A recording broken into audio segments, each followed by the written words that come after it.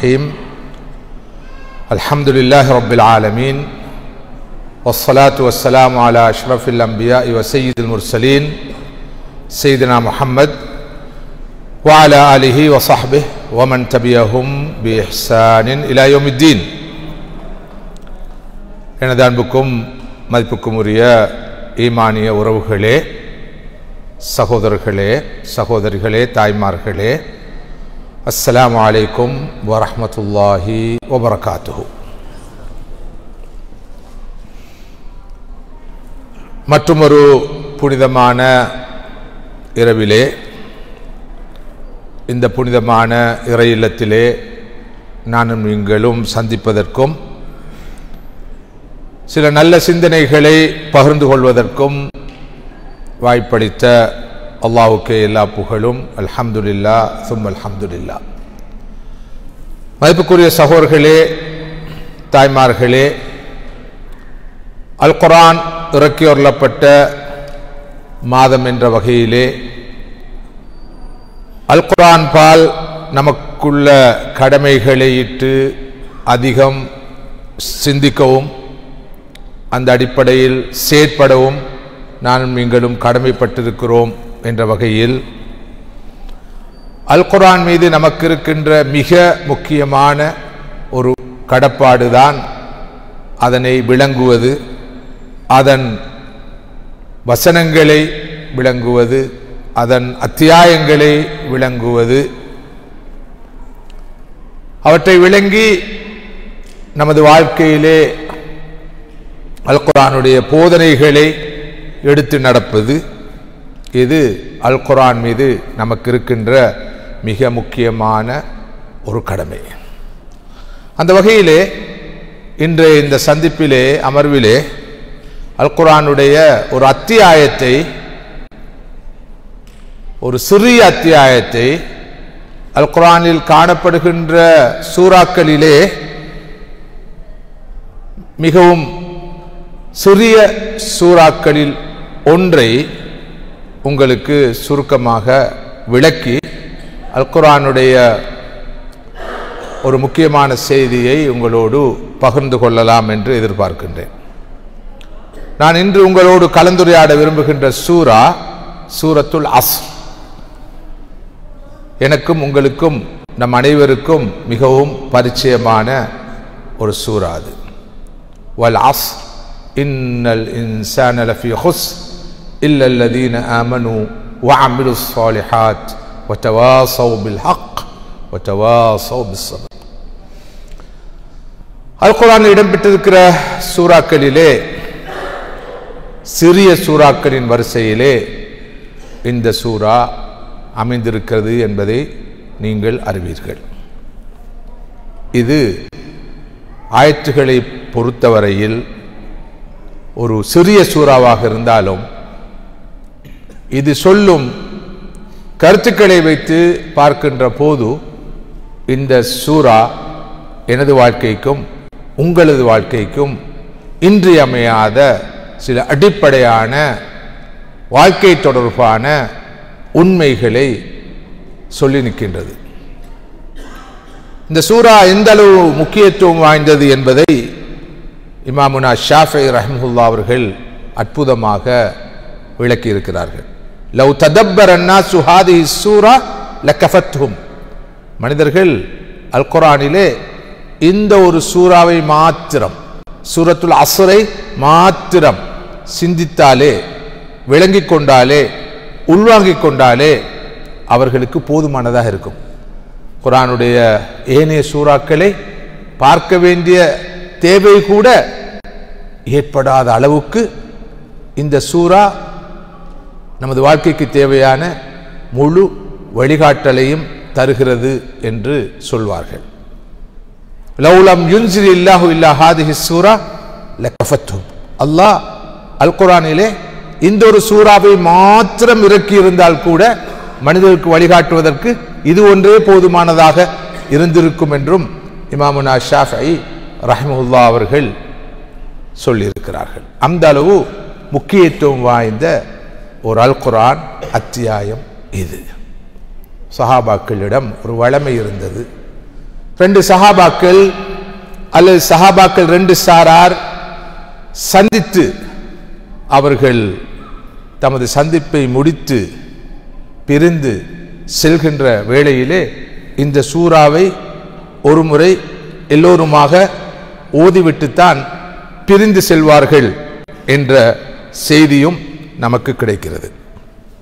ஏனென்றால் இந்த சூரா நமக்கு இந்த வாழ்க்கையின் யதார்த்தத்தை, உலகத்தை படைத்து பரிபாலித்து ரட்சித்து காப்பாற்றுகின்ற ரப்புல் ஆலமீன் என்னிடம் உங்களிடம் என்ன எதிர்பார்க்கிறான் என்பதை, வாழ்க்கையின் தத்துவத்தை அற்புதமாக எடுத்துச் சொல்கின்ற சூரா.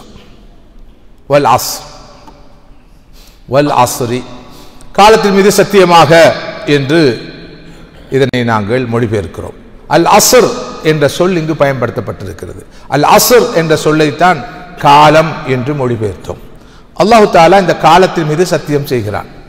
அல் குர்ஆனிலே பல சூறாக்களில் அல்லாஹ் சுப்ஹானஹு வ தஆலா பல படைப்புகள் மீது சத்தியம் செய்வதை நீங்கள் அறிவீர்கள். எதற்காக அல்லாஹ் சில படைப்புகள் மீது சத்தியம் செய்கிறான் என்றால், அந்த படைப்புகளின் முக்கியத்துவத்தை எடுத்துச் சொல்ல. உலகத்தை படைத்து பரிபாலித்து ரட்சித்து காப்பாற்றுகின்ற ரப்புல் ஆலமீன் ஒன்றின் மீது சத்தியம் செய்கின்ற அளவுக்கு அது முக்கியத்துவம் வாய்ந்தது, அது கவனஈர்ப்பை பெற வேண்டியது, அந்த அளவுக்கு அது முக்கியத்துவம் பெற வேண்டியது என்ற வகையில் தான் அல்லாஹ் ஒன்றில் சத்தியம் செய்வான். இங்கு அல்லாஹ் காலத்தின் மீது சத்தியம் செய்கிறான். அதன் மூலம் நீங்கள் நினைப்பது போல் அல்ல, காலம் என்பது மிக முக்கியமானது, நேரம் என்பது மிக முக்கியமானது, டைம் என்பது மிக முக்கியமானது. இந்த விஷயத்தில் விழிப்பாக இருங்கள். மனிதன் என்றால் யார்? ஹசனுல் பஸ்ரி ரஹ்மத்துல்லாஹி அவர்கள் சொன்னார்கள், மனிதனே நீ யார் தெரியுமா? சில நாட்களின் தொகுதி. ஒவ்வொரு மனிதனுக்கும் ஒரு தொகுதி நாட்கள் கொடுக்கப்பட்டிருக்குது. அந்த நாட்கள் ஒவ்வொன்றும் கழிய கழிய அவனது ஆயுள் குறைகிறது. அவனுக்காக ஒதுக்கப்பட்ட நாட்கள் முடிவடைய அவனுடைய ஆயுள் முடிவடைகிறது.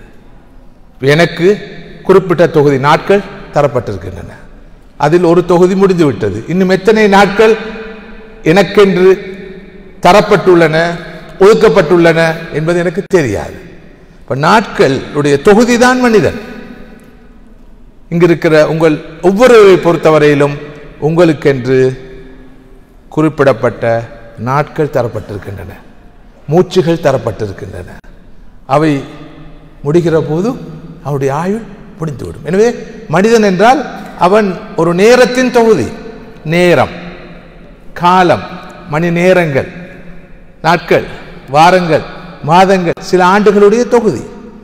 அவனுக்கு என்று ஒதுக்கப்பட்ட அந்த காலம், நேரம், ஆண்டுகள், மாதங்கள், வாரங்கள், நாட்கள் முடிகிற போது அவனுடைய ஆயுள் முடிந்து விடும். அல்லாஹ் நாட்களையும் கொடுத்திருக்கிறான், இவருக்கு இவ்வளவு நாள். மூச்சுகளையும் கொடுத்திருக்கிறான், இவருக்கு இவ்வளவு மூச்சுகள் என்று. எனவேதான் எல்லா மொழிகளிலும் ஒரு வசனம் இருக்கிறது, இறுதி மூச்சை விட்டார்.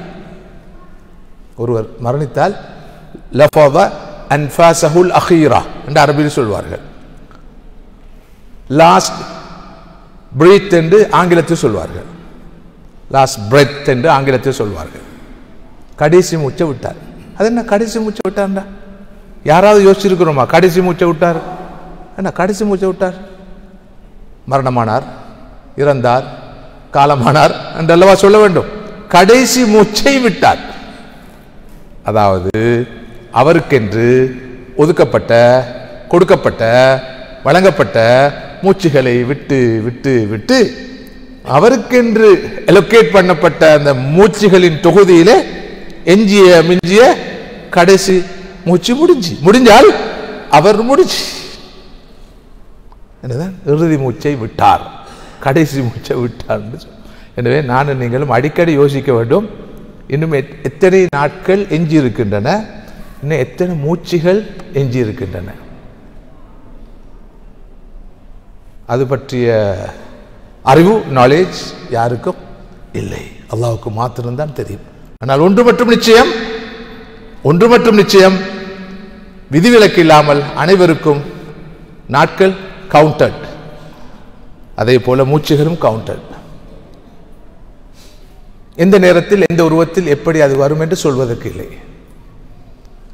ஆஸ்திரேலியாவிலே மெல்பர்ன் நகரத்திலே ஒரு ஸ்கூல் டீச்சர், அவருக்கு திடீரென்று புற்றுநோய் தொட்டிக்கொள்கிறது.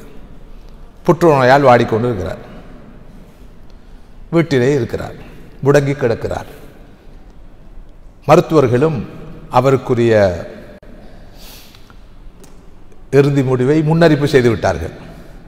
இத்தனை மாதங்களில் நீர் பெரும்பாலும் போய் சேர வேண்டிய இடத்துக்கு போய் சேர்ந்து விடுவீர். ஸ்கூலில் இருந்த பிரின்சிபல் அடங்கலாக டீச்சர்ஸ் எல்லாம் அவரை கடைசியாக பார்க்க வருகிறார்கள். அவர் வீட்டிலே இருக்கிறார். அவருக்கு ஆறுதல் சொல்கிறார்கள். பிரின்சிபல் ரொம்ப கவலையோடு சொன்னார், எனக்கு மனசுக்கு ரொம்ப வேதனையாக இருக்குது, நீங்கள் உங்களது இறுதி நாட்களை எண்ணிக்கொண்டிருக்கிறீர்கள் என்று சொன்னார். இதை கேட்ட அந்த நோயாளி ஆசிரியர் சொன்னார், எனக்குரிய நாள் எது என்பது ஓரளவு எனக்கு இப்போது தெரியும். இன்னும் எத்தனை மாதங்கள் நான் வாழப்போகிறேன் என்பதும் இப்போது முன்னறிப்பு செய்யப்பட்டிருக்கிறது. ஆனால் சார், உங்களை பொறுத்தவரையில் உங்களுக்கு இன்னும் எத்தனை மாதம் எத்தனை நாட்கள் எஞ்சி மிஞ்சிக்கிட்டு தெரியுமா? எனக்கு தெரியும், ஆல்மோஸ்ட் கன்ஃபர்ம்ட். எனவே அந்த இலக்கை வைத்துக்கொண்டு நான் பயணிக்கிறேன். உங்களை பொறுத்தவரை உங்களுக்கு தெரியுமான்னு கேட்க அவர் அதிர்ந்து போனார், இடிந்து விழுந்தார். போனவர் சில நாட்களில் வஃபாத்தானார். யாரு? அதிபரும். இந்த செய்தி, இந்த கதை, இந்த சம்பவம் எனக்கு அந்த நாட்டில் வைத்து, அந்த ஊரில் வைத்து சொல்லப்பட்டது. சொல்லப்படும் போதும் அந்த புற்று நோயால் பாதிக்கப்பட்ட நோயாளி வாழ்ந்து கொண்டிருக்கிறார். நோய் விசாரிக்க போன அதிபர் போய்விட்டார். இங்கு நான் சொல்ல வருகிற செய்தி என்னவென்றால், ஒருவருக்கு எப்படிப்பட்ட நோயும் வரலாம், கஷ்டங்கள் வரலாம், எல்லாம் வரலாம். ஆனால் அவருக்கு என்று ரப்புல் ஆலமீனான அல்லாஹ்வினால் ஒதுக்கப்பட்ட நாட்கள் முடியாத வரைக்கும், மூச்சுகள் முடியாத வரைக்கும் அவர் வாழுவார். எப்போது முடியும் என்பதுதான் தெரியாது. சிரியா நாட்டிலே ஒரு ஸ்கூல், அதில் கலாநிதி முகமது ராத்திப் நாபில்சி என்ற ஒரு அறிஞர், அவர் இளைஞராக இருந்த காலத்திலே ஒரு ஆசிரியராக கடமையாற்றுகிறார். இன்றும் அந்த அறிஞர் நீண்ட ஆயுளை பெற்று வாழ்ந்து கொண்டிருக்கிறார், ஹஃபிதஹுல்லா. அவர் சொல்லும் செய்தி, இவர் இடைவேளையில் இன்டர்வல் நேரத்தில் பிரின்சிபலுடைய அதிபருடைய காரியாலயத்துக்கு போகிறார். அவரோடு இருந்து பேசுகிறார். அதிபர் வயதில் கொஞ்சம் மூத்தவர், இன்னும் 1-2 வருடங்களிலே அவர் ஓய்வு பெறப் போகிறார். இவர் கேட்கிறார், சார், ஓய்வு பெற்ற பிறகு என்ன செய்ய போகிறீர்கள், உங்களுடைய திட்டம் என்ன? அவர் இவருக்கு ஒரு தேநீரும் ஊற்றி கொடுக்கிறார். குடித்து 2 பேரும் பேசிக்கொண்டிருக்கிறார்கள். இடைவேளையில் அதிபர் சொல்கிறார், எஸ், எனக்கு இன்னும் இவ்வளவு நாள் இருக்குது ஓய்வு பெற்றதுக்கு பிறகு நான் அரச கல்வி அமைச்சுக்கூடாக வெளிநாடு ஒன்றுக்கு ஆசிரியராக செல்வேன். அப்படி ஒரு ஒழுங்கு இருக்குதானே, இந்த டீச்சர்ஸ் எக்ஸ்சேஞ்ச் ப்ரோக்ராம், நான் செல்ல இருக்கிறேன். நான் இங்கிலாந்தை தான் தெரிவு செய்ய தீர்மானித்திருக்கிறேன். இங்கிலாந்திலும் ஒரு கண்ட்ரி சைடுக்கு போக வேண்டும். எனக்கு இந்த நகரப்புற வாழ்க்கை பிடிக்காது. போய் நான் இத்தனை வருஷங்கள் அங்கு ஆசிரியராக கடமையாற்றி அதுக்கு பிறகு அந்த காலப்பிரிவிலே சேர்த்த காசு பணத்தை வைத்து டமஸ்கஸிலே நான் ஒரு கடை வாங்குவேன். அந்த நேரத்தில் கொஞ்சம் முதுமையாக வல்லவா இருப்பேன். அதன் காரணத்தினால கஷ்டப்பட்டு ஒரு வியாபாரத்தில் ஈடுபட முடியாது. எனவே ரொம்ப ரிலாக்ஸான ஒரு வியாபாரம் நான் பண்ண வேண்டும் என்று திட்டமிட்டிருக்கிறேன். அந்த வியாபாரம் என்டிக்ஸ் வியாபாரம், அதாவது இந்த புராதன சின்னங்கள், என்டிக்ஸ், இவற்றை வைத்து வியாபாரம் பண்ண போகிறேன். ஏனென்றால் கஸ்டமர்ஸ் நிறைய வரமாட்டார்கள். ஒரு வாரத்துக்கு ஒரு என்டிக் ஐட்டத்தை விற்றாலும் ஒரு பெரிய தொகை வருமானமாக கிடைக்கும். வயோதிப பருவத்தில் ரிலாக்ஸாக இருந்து நான் அந்த வியாபாரத்தை பண்ணலாம் என்று திட்டம் போட்டிருக்கேன். அழகாக அவருடைய திட்டங்கள் அடுத்தடுத்த கட்டங்களை சொல்லிட்டார். சொன்னார். மணி ஓசையை கேட்டது. இன்டர்வல் முடிந்தது. இவர் வகுப்புக்கு போனார். அதிபர் காரியாலயத்தில் இருந்தார். ஒரு 15 நிமிடங்கள் கூட இருக்காது, ஒலிபெருக்கின் மூலமாக ஸ்கூலில் ஒரு அறிவிப்பு செய்யப்படுகிறது. அதிபர் சற்று நேரத்துக்கு முன், சில நிமிடங்களுக்கு முன் காரியாலயத்தில் ஆஃபீஸில் இருக்கின்ற போதே வஃபாத்தாகிவிட்டார். எங்கே அவருடைய அடுத்த கட்ட நகர்வுகள், திட்டங்கள், short term plan, long term plan, எத்தனை வகையான மிட் டேர்ம் பிளான் என்ற ஒத்துட்டம் இருக்கு இல்லையா? குறுங்கால திட்டம், நீண்ட கால திட்டம், இடைக்கால திட்டம், அடுத்த கட்ட நகர்வு, அடுத்த கட்ட நகர்வு. நல்லது, கட்டாயம் அந்த திட்டமிடலாம் இன்றியமையாதவை. ஆனால் இந்த வாழ்க்கையின் யதார்த்தத்தை மறந்துவிடக்கூடாது. அல்லாஹ் வல் அஸ்ர், காலத்தின் மீது, நேரத்தின் மீது சத்தியம் செய்து சொல்கிறான், காலம் பொன்னானது. எல்லோரும் சொல்வார்கள், ஆங்கிலத்தில் சொல்வார்கள் டைம் இஸ் கோல்டு என்று. காலம் பொன்னானது, தங்கத்தை போன்றது. இல்லை, அது பிழை. Time is life, time is life it self. காலம்தான் வாழ்க்கை, நேரம்தான் வாழ்க்கை.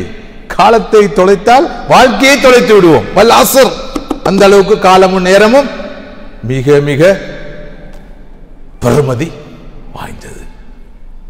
இவ்வாறு அல்லாஹ் காலத்தின் மீது, நேரத்தின் மீது சத்தியம் செய்து சொல்ல வருகிற உண்மை என்ன?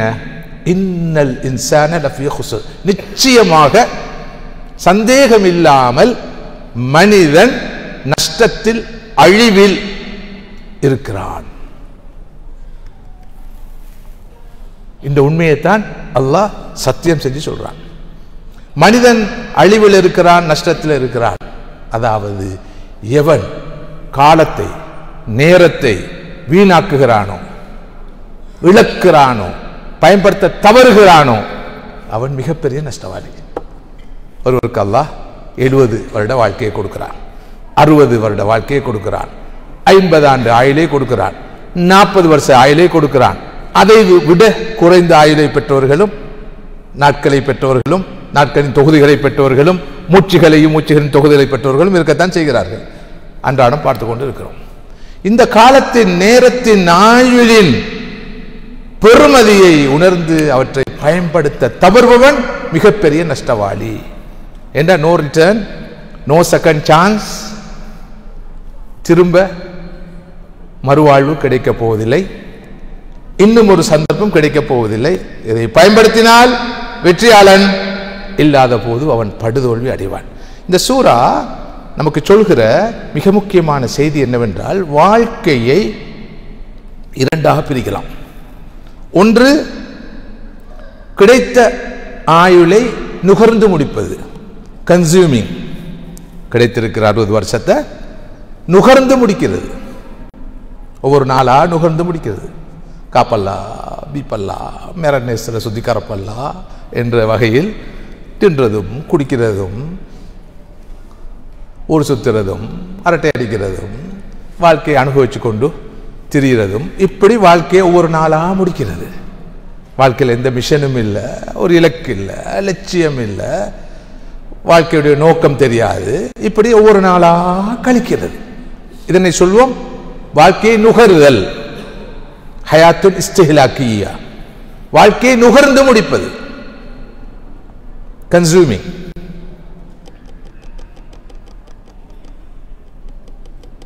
இன்னொரு வாழ்க்கை இருக்கிறது, ஹயாத்துன் இஸ்திஸ்மாரியா, கிடைத்த ஆயுள முதலீடு செய்வது, இன்வெஸ்டிங். கிடைத்திருக்கிற ஆயுள இன்வெஸ்ட் பண்றது. நிச்சயமாக ஆயுளை நுகர்ந்து முடிப்போர் நஷ்டவாளி. வல் அஸ்ர் இன்னல் இன்சான லஃபீ குஸ்ர், ஆயுளை முதலீடு செய்தவர் வெற்றியாளர். அவர் லாபத்தை பெறுவார், பல மடங்கு லாபத்தை பெறுவார். அப்படித்தானே? ஒருவருடைய கையிலே 10 லட்சம் ரூபாய் காசு இருக்குது. இதை நுகர்ந்து முடித்தா என்ன நடக்கும்? நுகர என்ன நடக்கும்? நுகர்றீங்க, சும்மா இதை கன்சியூம் பண்றீங்க, செலவழிக்கிறீங்க. செலவழிக்க நுகர முடிஞ்சு கையில் உள்ள காசு கரைஞ்சு போகும். இதனை நீங்கள் முதலீடு செய்தால், இன்வெஸ்ட் பண்ணினால், முதலும் ஈயும் லாபமும் கிடைக்கும். இதைத்தான் இந்த சூரா சொல்கிறது. நீங்கள் உங்களது இந்த நேரத்தை, காலத்தை, பெற்றிருக்கிற ஆயுளை நுகர்ந்து முடித்தால் ஹுஸ்ர், நீங்க நஷ்டத்தில் இருக்கிறீங்க. இந்த ஆயுளை நீங்கள் முதலீடு செய்தால் நிச்சயமாக உங்களுக்கு லாபம் கிடைக்கும், பல மடங்கு லாபம் கிடைக்கும். இந்த முதலீடு ரிஸ்க் இல்லை, இதில் ஹை ரிஸ்க்கும் இல்லை ரிஸ்க்கும் இல்லை, இதில் கிட்டத்தட்ட ஜீரோ ரிஸ்க். நாம சொல்ற முதலீடு திஜாரத்துல் லன் தபூர், நஷ்டம் இல்லாத வியாபாரம். பொதுவாக வியாபாரம் என்றால் ப்ராஃபிட் லாஸ் ரெண்டுலையும் பங்கேற்கணும். நிறைய பேர் கஷ்டப்பட்டு உழைத்த காசை முட்டாள்தனமாக முதலீடு செஞ்சு முக்கறுபட்ட கதைகள் வரலாறுகள் நிறைய உண்டு. குறிப்பாக இந்த வளைகுடா நாடுகளில் வந்து இரவு பகலாக்கி வேர்வை சிந்தி கஷ்டப்பட்டு உழைத்த காசை, ரொம்ப கஷ்டப்பட்டு உழைத்த ஹார்ட் ஏர்ன் மணியை கொஞ்சம் அவசரமாக லாபம் பெறும் நோக்கத்தோடு ஒருவருடைய பசப்பு வார்த்தையை கேட்டு ஏமாந்து அங்கு முதலீடு செய்து மூக்கறுபட்ட நிறைய பேர் ஊமையம் கண்ட கனவு மாதிரி விழிபிதுங்க குந்தி கொண்டிருப்பார்கள். நான் சொல்லும் போதே சிலருக்கு ஓடும் என்று அப்படி நூற்றுக்கணக்கானவர்கள் என்னிடம் வந்து கண்ணீர் வடித்திருக்கிறார்கள். என்னுடைய வாழ்நாள் சேமிப்பு தொலைந்தது என்று. இதெல்லாம் அறப்படிச்ச தடம். அல்லாஹ் தந்தது அல்ஹம்துலில்லாஹ் வச்சு வாழ்ந்துட்டு போகணும். இதெல்லாம் நாம நம்ம வாழ்க்கையில கண்ட மிகப்பெரிய ரகசியங்கள், வாழ்க்கையின் வெற்றியை தீர்மானிக்கிற விவகாரங்கள். இந்த ஹல்மின் மசீதுக்கு போனோம், இன்னும் வேணும் இன்னும் வேணும் என்று கண்டிப்பா கட்டாயமா கை செய்தான் பெரும்பாலும் கிடைக்கும். என்னுடைய இந்த ஆலோசனை நீங்க ஏற்றுக்கொள்ளலாம் இருக்கலாம். நான் அது மனசுல இருந்து சொல்லும் ஒரு விஷயம். பெரும்பாலும் ஏற்றுக்கொள்ள மாட்டாங்க, அதை பத்தி எனக்கு எந்த கவலையும் இல்லை. அதை கடந்து நீங்க ரிஸ்க் எடுத்து ஹை ரிஸ்க் எடுத்து முன்னேறினீங்கன்னா ஒருவேளை சாப்பாடு உங்களோட சாப்பிட்ற பாக்கியம் எனக்கு கிடைக்கும். அது உங்களுடைய திறமையை, ஆற்றலை, அந்த ரிஸ்க் எடுக்கிற அந்த தன்மையை காட்டும். அந்த தகுதி, அந்த பக்குவம் நம்மிடம் இல்லாத காரணத்தினால் நாம் அப்படி செய்வது இல்லை. மதிப்புக்குரிய சகோதரர்களே, இந்த வியாபாரம் இப்போது அல்லாஹ் சூரத்துல் அஸ்ர்ல சொல்ற வியாபாரம் இருக்குது, அதில் ரிஸ்க் கிடையாது, அபாய நேர்வு கிடையாது, ஷுவர். லாபம் உத்தரவாதப்படுத்தப்பட்டது, பல மடங்கு லாபம் உத்தரவாதப்படுத்தப்பட்டது. அந்த லாபம் உலகத்தில் கொஞ்சமாக கிடைக்கும், நிலையான நிரந்தரமான. நாளை மறுமையில் அந்த லாபம் பல மடங்காக கிடைக்கும். இதை சொல்வது நான் அல்ல, மற்றொருவர் அல்ல, இன்னொருவர் அல்ல, ரப்புல் ஆலமீனான அல்லாஹ், அவனுடைய கலாம் அல் குர்ஆன். எனவே இதுல சந்தேகம் வரத்துக்கு இடமே கிடையாது. எனவே மனிதன் நஷ்டத்தில் இருக்கிறான், எல்லா மனிதர்களும் நஷ்டத்தில் இருக்கிறாங்க. எப்போது பெற்ற ஆயுள, இந்த நாட்களை, இந்த நேரங்களை, இந்த மூச்சுகளை அநியாயமாக நுகர்ந்து முடிக்கும் போது, இந்த ஆயுள யார் முதலீடு செய்கிறாரோ அவர் வெற்றியாளர். அந்த முதலீடு என்ன? அடுத்து வரும் வசனம் சொல்கிறது, இல்லல்லதீன ஆமனு வஅமிலுஸ் ஸாலிஹாத் வதவாஸவ் பில் ஹக் வதவாஸவ் பிஸ் ஸப்ர். இதுதான் அந்த இன்வெஸ்ட்மெண்ட், பக்கா இன்வெஸ்ட்மெண்ட். முதலாவது ஈமான். லாபகரமான இந்த வியாபாரத்தை பொறுத்தவரையில் முதலாவது அடிப்படையாக இருப்பது ஈமான். அல்லாஹ் இருக்கிறான், அவன் ஒருவன், அவனையே வணங்கி வழிபட வேண்டும் என்ற நம்பிக்கை. அதுதான் முதல் கட்டம், பிரேக் த்ரூ, ஈமான். சகோதரர்களே, நானும் நீங்கள் நினைப்பது போல ஈமான் என்பது சாதாரண சாமான் அல்ல. அது ஏதோ இலவசமாக கிடைத்த காரணத்தினாலோ என்னவோ அதனுடைய பெருமதி பெருமானம் பலருக்கு விளங்குவதில்லை. ஈமான் இல்லாத இறைவன் இருக்கிறான், அவன் ஒருவன், அவனையே வணங்கி வழிபட வேண்டும், நாளை மறுமைதான் வாழ்க்கை, அதுவே நிலையான வாழ்க்கை, அங்கு கிடைக்கிற வெற்றியே நிரந்தரமான வெற்றி, அங்கு கிடைக்க போகிற தோல்வியே உண்மையான தோல்வி என்ற பார்வை உள்ள மனிதன் மிகப்பெரிய பாக்கியசாலி. இந்த பார்வையை இழந்தவன் இருக்கிறானே, அவன் மிகப்பெரிய துருப்பாக்கியசாலி. ஈமான் இல்லாத மனிதன் மிகப்பெரிய துருப்பாக்கியசாலி. ஏன் தெரியுமா? ஈமான் இல்லாத மனிதனுடைய உலகம் மிகவும் குறுகியது, சிறிய உலகம், ரொம்ப சிறிய உலகம். ஏன்? அவனுடைய வாழ்வு மரணம் எல்லாம் இந்த உலகம் தான். அவனுடைய 60 வருஷம் தான் அவனுக்கு எல்லாம், அவனுடைய 70 வருஷம் தான். அதுக்கு பிறகு மண்ணோட மண்ணா போறோம். அவனுடைய பார்வையில ஆயுள் என்பது மிக மிக குறுகியது. 60ஓட முடிச்சு, 70ஓட முடிச்சு, ஹலாஸ், மண்ணோட மண்ணா போறது. அதுக்கு மேல வாழ்க்கை இல்லை அவனுக்கு. ஆனால் ஒரு மூமினுடைய வாழ்க்கை, சுப்ஹானல்லாஹ், ஒரு இறைவிசுவாசியுடைய வாழ்க்கை, அவனுடைய உலகம் எவ்வளவு விசாலமானது தெரியுமா? அதுக்கு எல்லை இல்லை, அதுக்கு முடிவில்லை, அன்லிமிட்டெட். அந்த இறை விசுவாசத்தை ஏற்ற உள்ளம் யாரோடு தொடர்புபடுகிறது? உலகத்தை படைத்து பரிபாலித்து ரட்சித்து காப்பாற்றுகின்ற ரப்போடு தொடர்பாகுது. ரப்பு அபதி அசலி பாக்கி முஹி முமீத் ஹை கய்யூம். அவன் நித்திய ஜீவன், என்று நிலைத்திருப்பவன், சதாவும் இருப்பவன். அவனுக்கு மரணம் இல்லை, அவனுக்கு முடிவில்லை.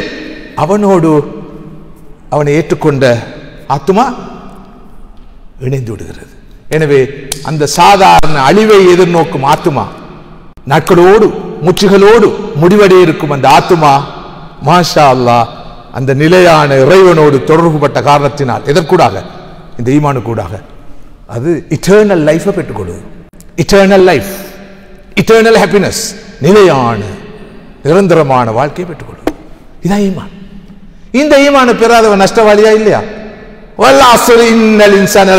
சத்தியமாக நிச்சயமாக மனிதன் பெரிய நஷ்டவாளி. அவன் ஈமான் இல்லைண்டா. ஈமானு கூடாகத்தான் வாழ்க்கை அர்த்தம் உள்ளதா மாறுது, விசாலமானதா மாறுது, நிலையானதா மாறுது, நிரந்தரமானதா மாறுது. அந்த நம்பிக்கையில தான் நான் நீங்கள் வாழ்ந்து கொண்டிருக்கிறோம். எத்தனை பேரை வழி அனுப்புகிறோம், எத்தனை பேரை வழி அனுப்புகிறோம். வழி அனுப்பும் போது இருக்கிற ஒரே ஒரு ஆறுதல் என்ன? நாளை சந்திப்போம், நாளை மறுநாள் சந்திப்போம், மறுமையில் சந்திப்போம், சுவனத்தில் சந்திப்போம். அந்த நிலையான உலகத்தில் இன்ஷா அல்லாஹ் நாங்கள் சந்தோஷமாக நிலையாக வாழ்வோம். இது எதற்கூடாக வருவது? ஈமானு கூட மட்டும்தான் இது வர வேண்டும். அடுத்தவர்கள் இழக்கின்ற போது கவலை அடைவார்கள், கவலை தீவிரமடையும், பிறகு தற்கொலையில் முடியும். அவர்களுக்கு இந்த நம்பிக்கை இல்லை. எவ்வளவு பொறுமதியான ஒன்று தெரியுமா இந்த இறை நம்பிக்கை? அந்த ஈமான் மட்டும் போதாது. எனக்கு இன்றைய நாளிலே இந்த ஹாத்திராவுக்கு ஒதுக்கப்பட்ட நேரம் நிறைவு பெற்றுக் கொண்டிருக்கிற காரணத்தினால், தலைவரே அனுமதியை தாரீங்களா? நான் பரிச்சு எடுக்கட்டுமா? எப்படியோ இன்ஷா அல்லாஹ் நான் 5 மினிட்ஸில் முடிச்சிடுறேன்.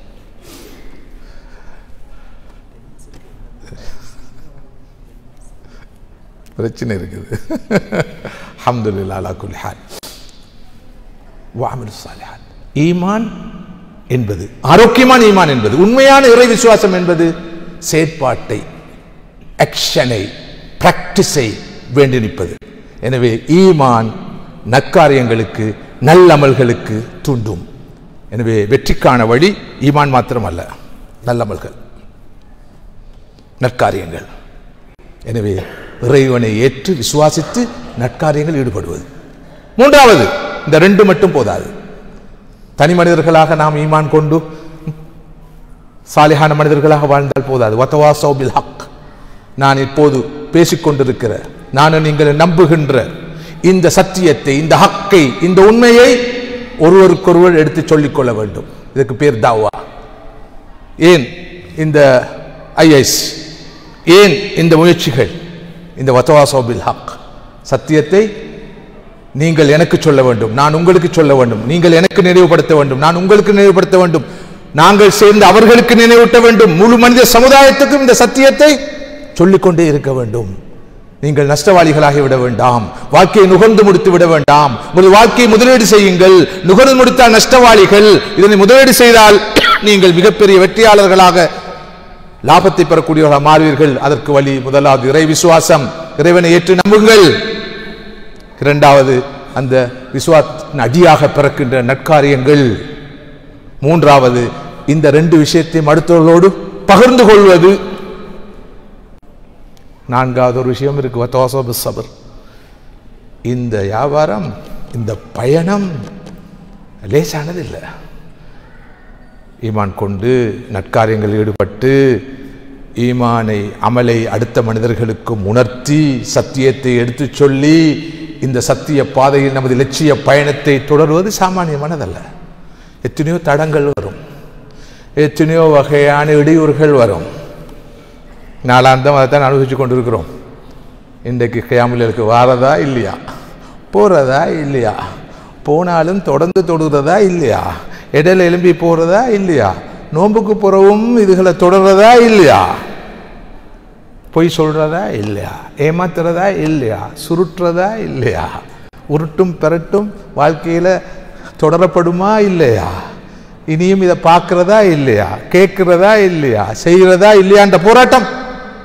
இந்த போராட்டத்தில் வெல்ல வேணுமெண்டா இல்லை, இனி நான் பெற்ற தௌபாவை, செய்த இஸ்திக்ஃபாரை மையப்படுத்தி எனது வாழ்க்கையை சுத்தமாக, தூய்மையாக அமைத்துக் கொள்வேன் என்று தனது இந்த லட்சிய பயணத்தை தொடர்வதற்கு ஈமானை, அமல் சாலிஹாத்தை, இந்த தவாசிபில் ஹக் தாவாவை தொடருவதற்கு எவ்வளவு பொறுமை வேண்டும். பொறுமையை காப்பது மட்டுமல்ல, அடுத்தவருக்கும் பொறுமை காக்குமாறு சொல்வது. இவர் அவருக்கு சொல்வது, அவர் இவருக்கு சொல்ல வேணும். மிக விரிவாக விளங்கப்படுத்த வேண்டிய ஒரு விஷயத்தை நான் மேலோட்டமாக தொட்டு காட்டுகிறேன். சகோதரர்களே, தாய்மார்களே, இந்த 4 விஷயங்களையும் பெற்ற மனிதன் வெற்றியாளன்.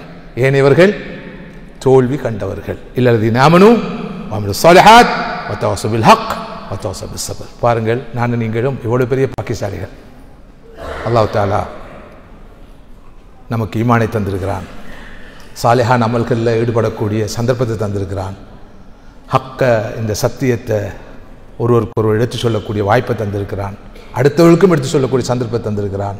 இதற்காக வாழுகின்ற, சத்தியத்துக்காக வாழுகின்ற, சத்தியம் வாழ வேண்டும் என்பதற்காக வாழுகின்ற அந்த வாய்ப்பை, சந்தர்ப்பத்தை தந்திருக்கிறான். இந்த சத்திய பாதையில் பொறுமையோடு, சகிப்புத்தன்மையோடு, உறுதியாக, சலனம் இல்லாமல், சபலம் இல்லாமல் பயணிக்கின்ற பக்குவத்தை தந்திருக்கிறான். எனவே நான் நீங்களும் வெற்றி பாதையில் இன்ஷா அல்லாஹ் பிஇذنில்லாஹ் இருக்கிறோம். சூரத்துல் அஸ்ர் சொல்லும் அந்த நஷ்டவாளிகளில் நானும் நீங்களும் இல்லை என்று சொல்லலாம். அல்லாஹ் அந்த வகையில் என்னையும் உங்களையும் இந்த பாதையில் தொடர்ந்தும் பயணிப்பதற்கு தௌஃபீக் செய்து அல் புரிவானாக. வாஹிர் தஅவானா அல்ஹம்துலில்லாஹி ரப்பில் ஆலமீன். அஸ்ஸலாமு அலைக்கும் வரஹ்மத்துல்லாஹி வபரகாத்துஹு.